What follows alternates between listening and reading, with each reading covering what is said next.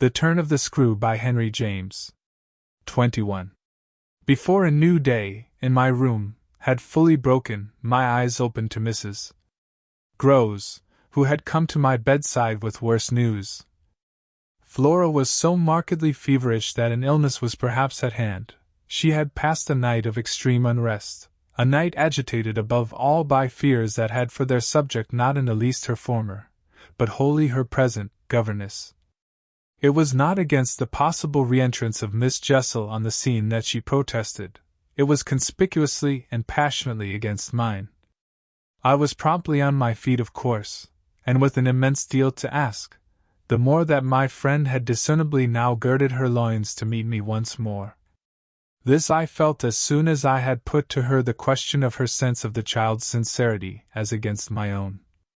She persists in denying to you that she saw, or has ever seen, anything? My visitor's trouble, truly, was great. Ah, miss, it isn't a matter on which I can push her. Yet it isn't either, I must say, as if I much needed to. It has made her, every inch of her, quite old. Oh, I see her perfectly from here. She resents, for all the world like some high little personage, the imputation on her truthfulness and, as it were, her respectability. Miss Jessel, indeed, she's respectable, the chit. The impression she gave me there yesterday was, I assure you, the very strangest of all. It was quite beyond any of the others. I did put my foot in it. She'll never speak to me again. Hideous and obscure as it all was, it held Mrs. Groves briefly silent. Then she granted my point with a frankness which, I made sure, had more behind it. I think indeed, miss, she never will. She do have a grand manner about it. And that manner, I summed it up, is practically what's the matter with her now. Oh, that manner, I could see in my visitor's face, and not a little else besides. She asks me every 3 minutes if I think you're coming in. I see. I, too, on my side, had so much more than worked it out. Has she said to you since yesterday, except to repudiate her familiarity with anything so dreadful, a single other word about Miss Jessel? Not one, miss. And of course you know, my friend added, I took it from her, by the lake, that, just then and there at least, there was nobody. Rather. And naturally you take it from her still. I don't contradict her. What else can I do? Nothing in the world. You've the cleverest little person to deal with. They've made them, their two friends, I mean, still cleverer even than nature did, for it was wondrous material to play on. Flora has now her grievance, and she'll work it to the end. Yes, miss, but to what end? Why, that of dealing with me to her uncle. She'll make me out to him the lowest creature. I winced at the fair show of the scene in Mrs. Groves's face. She looked for a minute as if she sharply saw them together. And him who thinks so well of you. He has an odd way, it comes over me now. I laughed. Of proving it. But that doesn't matter. What Flora wants, of course, is to get rid of me. My companion bravely concurred. Never again to so much as look at you. So that what you've come to me now for, I asked, is to speed me on my way? Before she had time to reply, however, I had her in check. I've a better idea, the result of my reflections.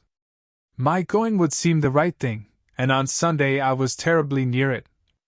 Yet that won't do. It's you who must go. You must take Flora. My visitor, at this, did speculate. But where in the world? Away from here. Away from them. Away, even most of all, now from me. Straight to her uncle. Only to tell on you? No, not only. To leave me, in addition, with my remedy. She was still vague.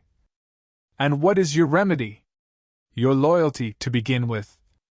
And then Miles's. She looked at me hard. Do you think he won't, if he has the chance, turn on me? Yes, I venture still to think it. At all events, I want to try. get off with his sister as soon as possible and leave me with him alone.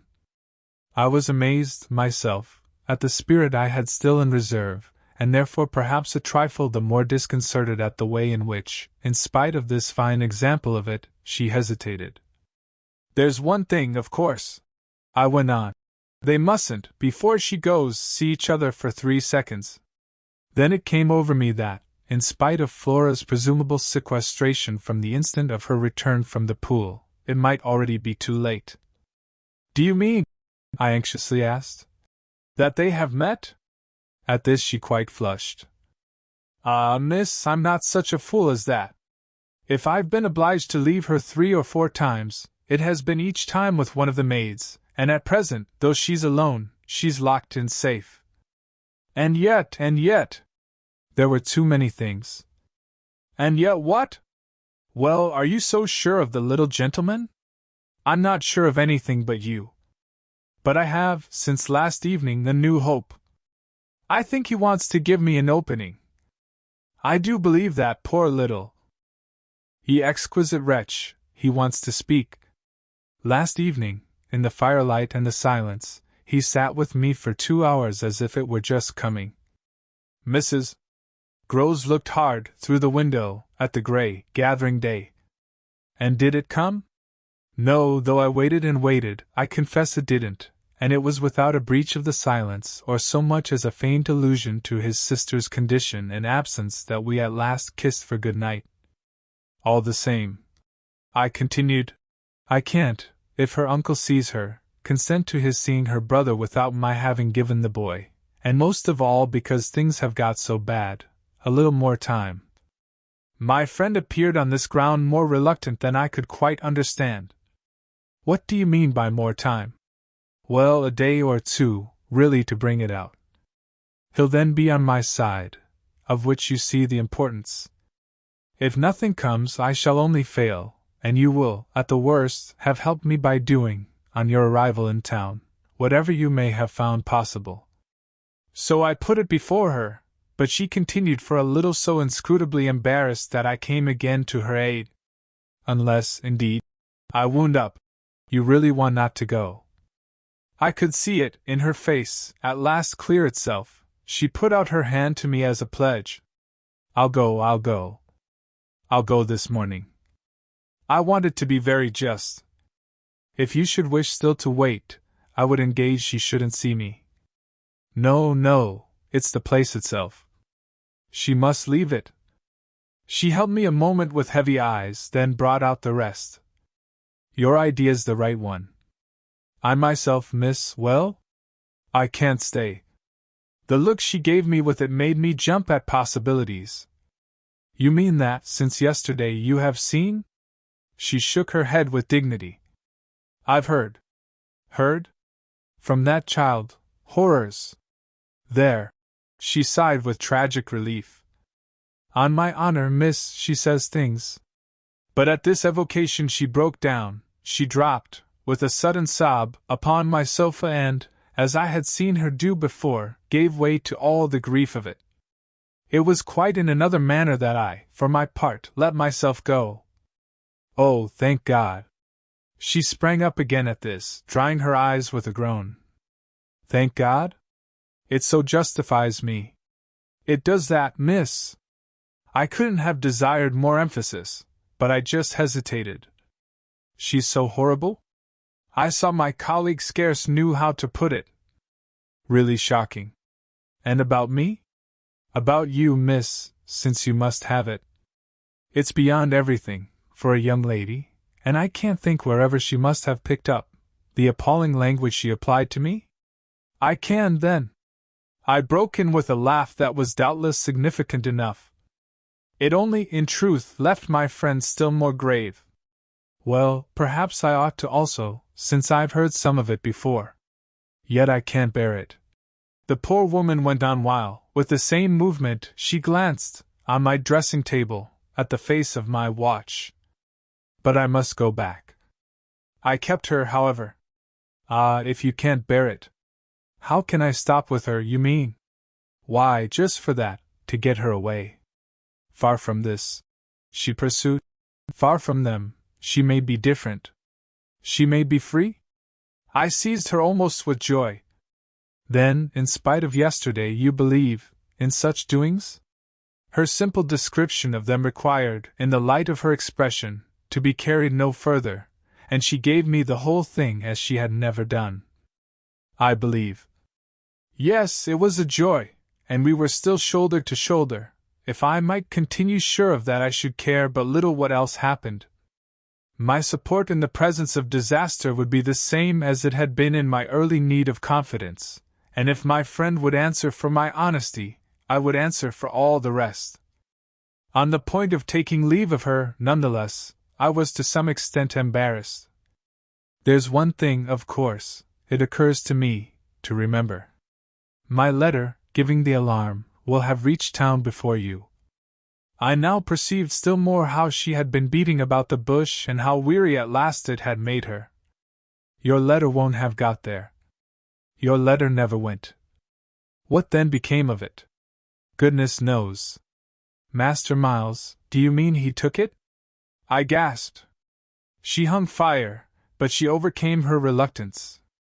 I mean that I saw yesterday, when I came back with Miss Flora, that it wasn't where you had put it. Later in the evening I had the chance to question Luke, and he declared that he had neither noticed nor touched it. We could only exchange, on this, one of our deeper mutual soundings, and it was Mrs. Groves who first brought up the plum with an almost elated, "You see." Yes, I see that if Miles took it instead he probably will have read it and destroyed it. And don't you see anything else? I faced her a moment with a sad smile. It strikes me that by this time your eyes are open even wider than mine. They proved to be so indeed, but she could still blush, almost to show it. I make out now what he must have done at school.